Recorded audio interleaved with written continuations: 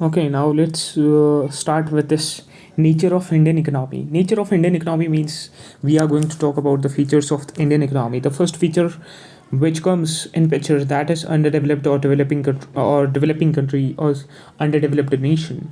But on what basis? Low standard of living, measured by per capita income PCI. Low standard of living है, कैसे measure? Low standard of living मतलब जो standard of living है यहाँ पे, लोगों का स्टैंडर्ड है जीने का, वो बहुत कम है। कैसे मेजर करते हैं? पर कैपिटा इनकम से। जिसकी पर कैपिटा इनकम होगी, जिस कंट्री की पर कैपिटा इनकम हायर होगी, उस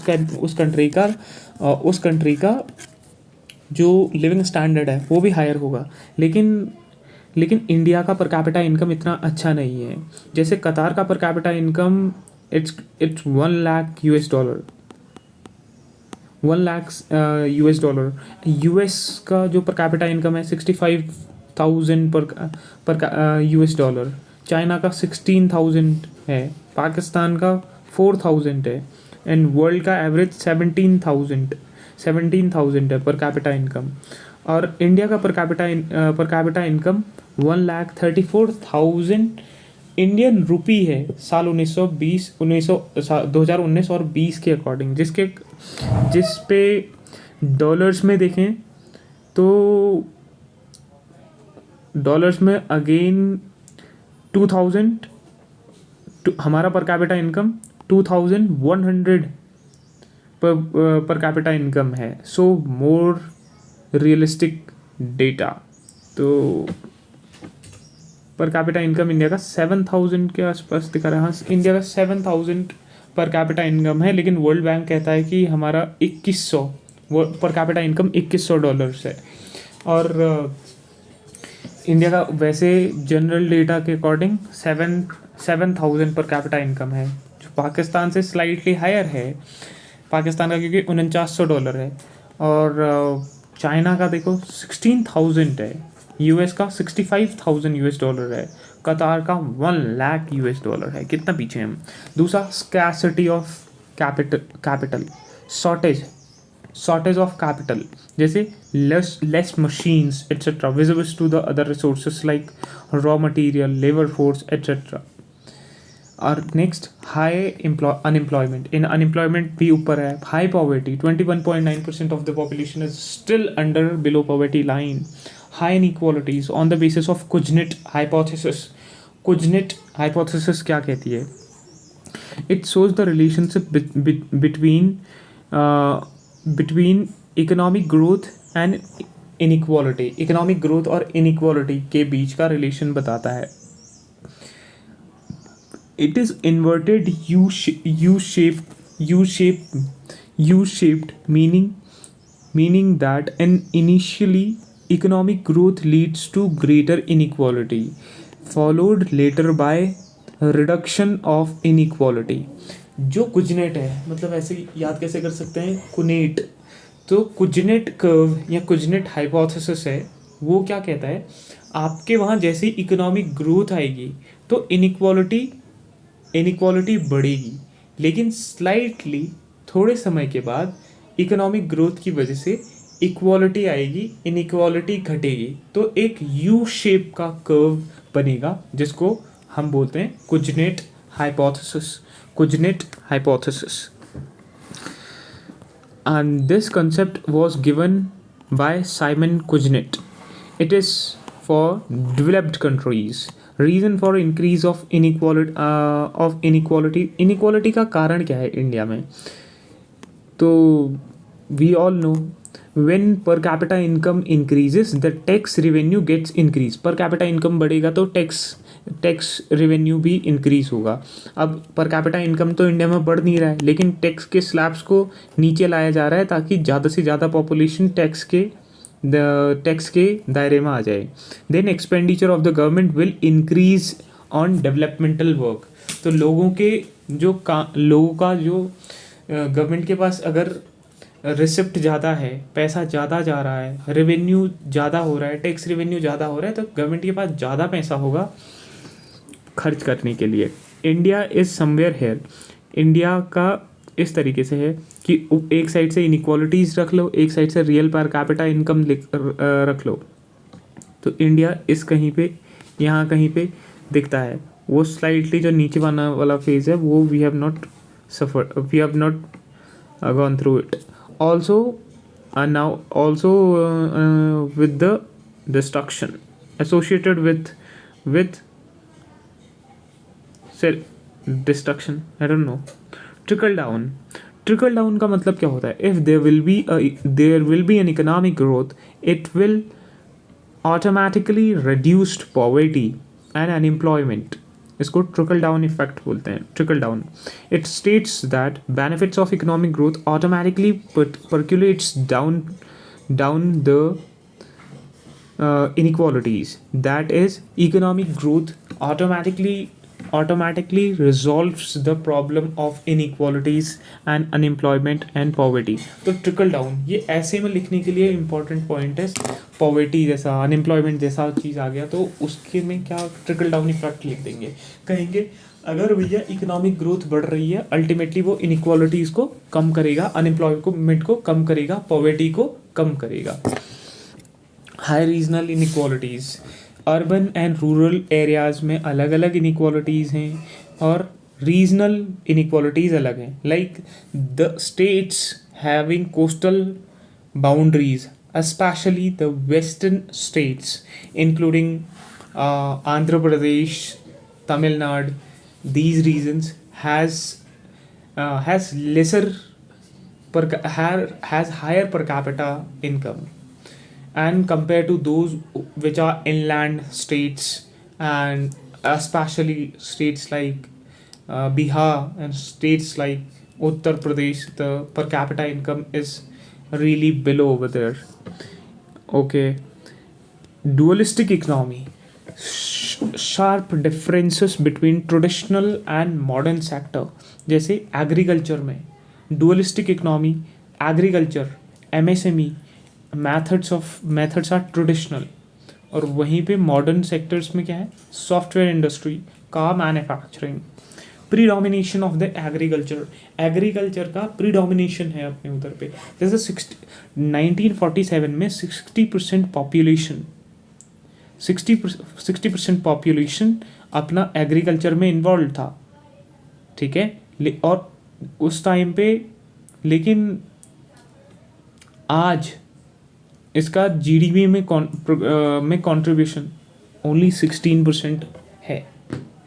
इंडस्ट्री का 1947 में 18% कंट्रीब्यूशन था, आज 29% कंट्रीब्यूशन हो चुका है। ओके, नहीं, पॉपुलेशन नहीं है। एग्रीकल्चर का साल 1947 में 60% कंट्रीब्यूशन था, आज 16% हो चुका है। इंडस्ट्री का 18% कंट्रीब्यूशन था, आज 29% हो चुका है। सर्विस सेक्टर का देश की आज़ादी के समय 1947 में मात्र 22% का कंट्रीब्यूशन था, जो आज 55% हो चुका है। एक बार फिर से, 1947 में एग्रीकल्चर का कंट्रीब्यूशन 60% था, जो आज 16% आ चुका है। इंडस्ट्री का कंट्रीब्यूशन तब मात्र 18% था, जो अब 29% हो चुका है। एंड सर्विस सेक्टर का कंट्रीब्यूशन मात्र 22% था, जो अब 55% हो चुका है। Percentage of the people employed in different sectors, जैसे एग्रीकल्चर में आज़ादी के समय 75% लोग काम कर रहे थे, अभी देख लेते हैं ना, अभी 46% लोग काम कर रहे हैं एग्रीकल्चर में। इंडस्ट्री में मात्र 25% काम कर रहे हैं लोग, सर्विस सेक्टर में 29% कर रहे हैं। अब देखो, सर्विस सेक्टर का कंट्रीब्यूशन इकोनॉमी में 55% है, जो 22% से बढ़ के 55 हो चुका है, लेकिन ये एम्प्लॉयमेंट देने में सिर्फ 29% इसका कंट्रीब्यूशन है। इंडस्ट्री का 29% कंट्रीब्यूशन है जीडीपी में, लेकिन 25% पॉपुलेशन को ही ये एम्प्लॉयमेंट दे रहा है। एग्रीकल्चर का जीडीपी में कंट्रीब्यूशन मात्र 16% है, लेकिन 46% पॉपुलेशन को अभी भी एम्प्लॉयमेंट यही दे रहा है। The service sector can not do very much for the employment generation, rather industry can do so. Government should focus on the industry, which is any labor intensive sector. International labour organisation के according 81% of Indian people are working in unorganised sector. Unorganised sector में काम करते हैं 81% लोग India में। ये ILO का data है, इंटरनेशनल लेबर ऑर्गेनाइजेशन का। ये बहुत इम्पॉर्टेंट फैक्ट हो जाएगा आज, पर्टिकुलरली फॉर द मेंस के लिए, बी इट RO मेंस और UPSC और एनी स्टेट PCS। ये इम्पॉर्टेंट फैक्ट है। नेक्स्ट आ जाते हैं ग्रोथ ऑफ पॉपुलेशन की ग्रोथ तो बहुत बहुत ज़्यादा हाई इंडिया में है ही। No need to see all this, because देखो एक थोड़ा सा फिर भी ब्रॉडर आइडिया ले लेते हैं। मॉडर्न थ्योरी ऑफ DT मतलब डेमोग्राफिक ट्रांजिशन। ये थ्योरी किसने दी? ये दी नॉस्टेनियन एंड थॉमसन ने ये थ्योरी दी हुई है। Birth rate, death rate and population growth. जैसे प्रिमिटिव सोसाइटीज़ में हाई बर्थ रेट होता है और डेथ रेट भी हाई होता है क्योंकि डिजीज़ ज़्यादा होती हैं, तो पॉपुलेशन ग्रोथ कम होता है यहाँ पे। लेकिन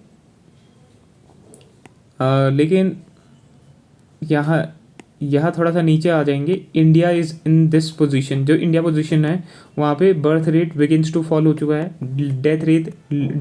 डेथ रेट लो हो चुकी है और पॉपुलेशन भी स्लाइटली अब नीचे को आ रही है। तो इसको डेमोग्राफिक ट्रांजिशन थ्योरी के अकॉर्डिंग देखो। Malthusian theory of population, TR Malthusian theory of population क्या कहता है? वो माल्थियन थ्योरी ऑफ पॉपुलेशन कहता है population grows in a geometric progression. Population जो है वो ज्योमेट्रिक प्रोग्रेशन में आगे बढ़ती है, मतलब मल्टीप्लाई होकर आगे बढ़ती है। फूड प्रोडक्शन इंक्रीजेस इन अरिथमेटिक प्रोग्रेशन, लेकिन फूड जो आइटम्स हैं वो अरिथमेटिक प्रोग्रेशन में बढ़ता है, मतलब ऐड होता है वहाँ पे। तो natural check, people will die of starvation, so we should reduce population growth। Low level of wellbeing क्योंकि पुअर क्वालिटी ऑफ लाइफ है, बिगर डायमेंशनल है, लो लेवल ऑफ एजुकेशन है, हेल्थ फैसिलिटीज़ कम हैं, साइकोलॉजिकल वेलबींग बहुत ख़राब है। Happiness index में अपना को पता ही है, हैप्पीनेस इंडेक्स में अपना कंडीशन 116 के आसपास घूम रहे हैं हम। HDI में अपनी रैंक ख़राब है। वर्ल्ड हेल्थ हंगर के लिए, हंगर में अपना जेंडर डिस्पैरिटीज़ बहुत ज़्यादा हैं। मार्केट ओरिएंटेड इकोनॉमी कब बना? 1991 में बना। लिबरलाइजेशन, प्राइवेटाइजेशन, ग्लोबलाइजेशन, 3 हमने रिफॉर्म्स लिए। लिबरलाइजेशन का मतलब क्या है? Reducing government regulation, less government control, more freedom to education, economic units जैसे delicensing and deregulation, ये सब होता है लिबरलाइजेशन। प्राइवेटाइजेशन मतलब increase the role and scope for the private sector, जैसे डिसइन्वेस्टमेंट मतलब selling shares of PSUs in private sectors. दूसरा dereservation, industry reserved for government were decline except only two एक atomic energy. दूसरा railways, इनको छोड़ करके बाकी को डी रिजर्वेशन की पॉलिसी एक्सेप्ट की गई। तीसरा ग्लोबलाइजेशन का मतलब क्या है? Integration of domestic economy with the world economy, जैसे reducing custom duty, and second is promoting foreign investment. All above steps are promoting each others. Why we adopted LPG? To promote demand and supply policy, also known as market oriented economic policy, economic high efficiency because of the following reasons. पहला, competition, monopoly will get reduced, and second, profit motive is क्या? Private sector तो profit motive ही होता है ना। Progressive economy, fast growth, India is the second fastest growing major economies of the world in last three decades.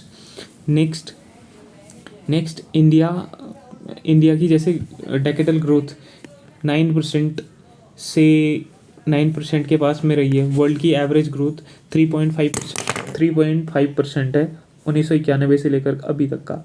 तो यहाँ पे growth fast है, जैसे huge economy, third largest economy in the world in terms of GDP, in PPP dollars, PPP in terms of market exchange rate में fifth है, and PPP में third largest economy है. India's से in the global economic affairs is consistently increasing. जैसे G20 में 19+ European countries, इसमें developed country में India का स्टेक्स IMF में देख लो, वर्ल्ड बैंक में देख लो. ठीक है. India's Indian economy represents a paradox of underdeveloped country despite being one among the largest and fastest growing in the world. Size of the economy. तो ये सब है. Mixed economy from each according to ability, each according to need. Karl Marx, ideal society.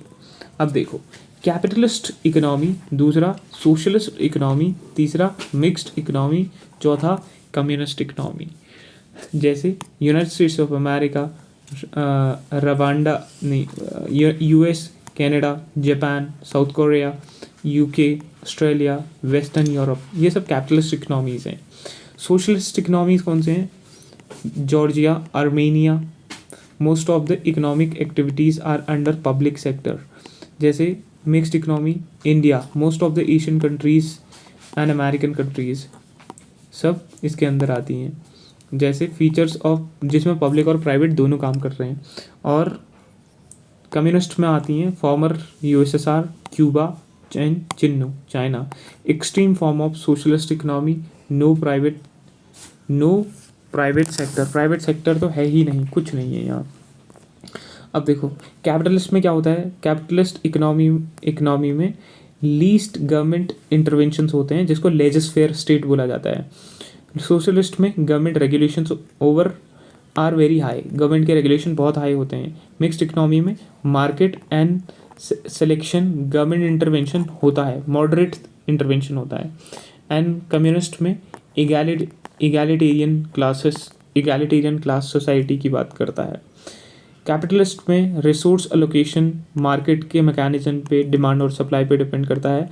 और socialist में resource allocation, economic planning, government and what is producers, जो भी होता है वो प्रोड्यूसर डिसाइड करता है. मॉडिफाइड मार्केट मैकेनिज्म यहाँ पे होते हैं. मोटिव इकोनॉमिक ग्रोथ का प्रॉफिट होता है. एडवांस हाई एफिशिएंसी होती है. यहाँ पे सोशल वेलफेयर मेन पर्पस होता है सोशलिस्ट स्टेट में, और सोशल जस्टिस होता है. मिक्स्ड में प्राइवेट एंड प्रॉफिट दोनों काम कर रहे हैं, पब्लिक सोशल ये सब चल रहा है. डिसएडवांटेज क्या होता है? डिसएडवांटेज सोशल जस्टिस नहीं होता है कैपिटलिस्ट में, और कैपिटलिस्ट सोशलिस्ट में एफिशिएंसी नहीं होती है. बोथ विल बी कॉम्प्रोमाइज्ड, किसमें? मिक्स्ड इकोनॉमी में. तो 4 टाइप की इकोनॉमी कौन सी थी देखी?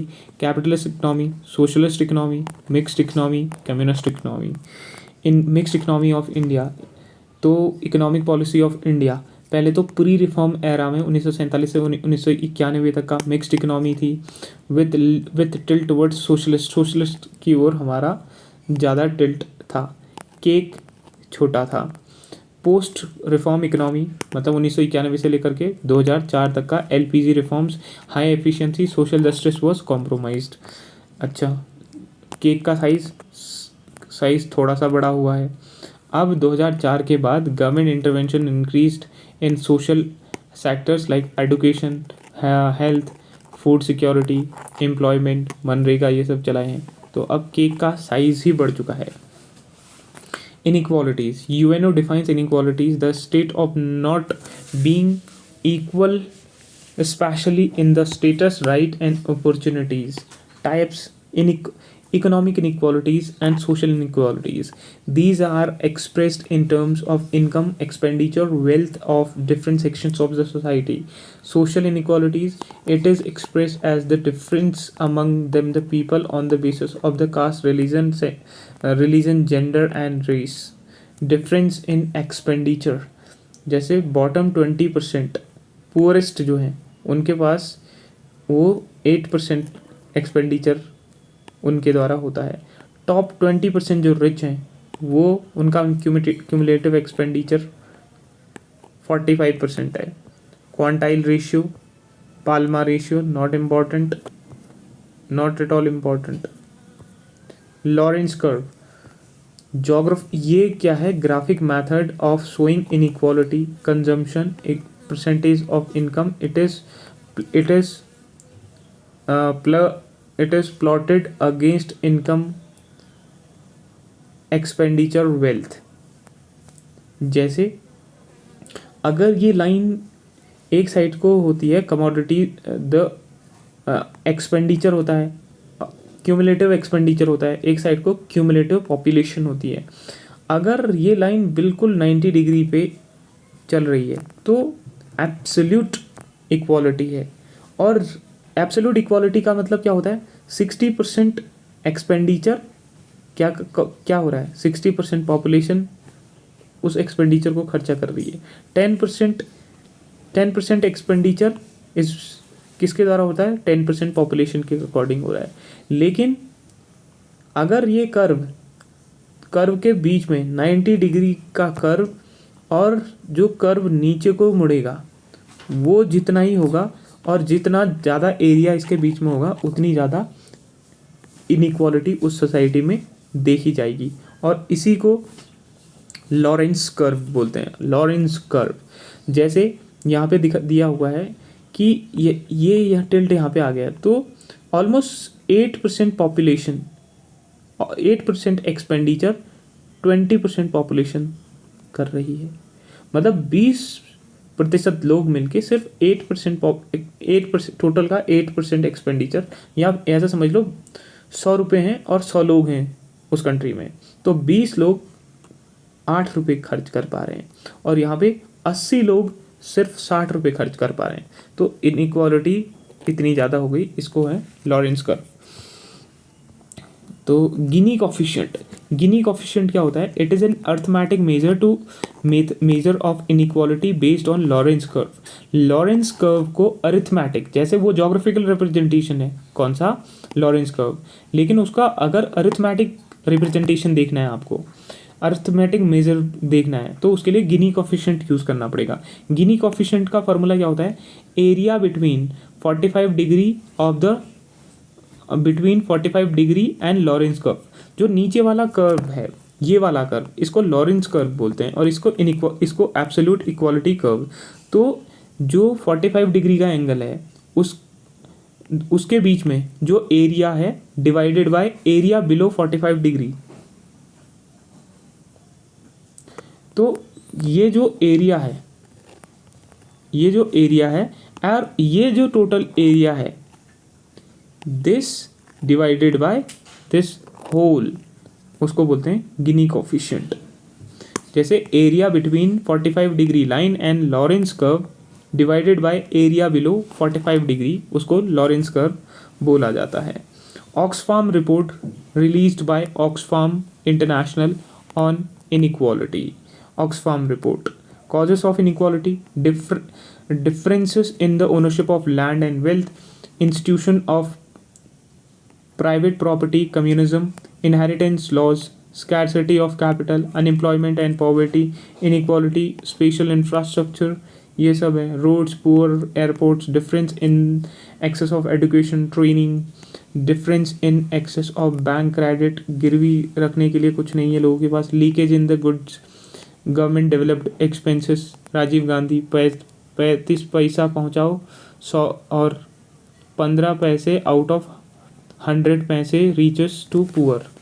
Inherent difference in people abilities and sharp mind की शार्पनेस, ये भी है। Government measures to reduce inequalities, land reforms किए हैं।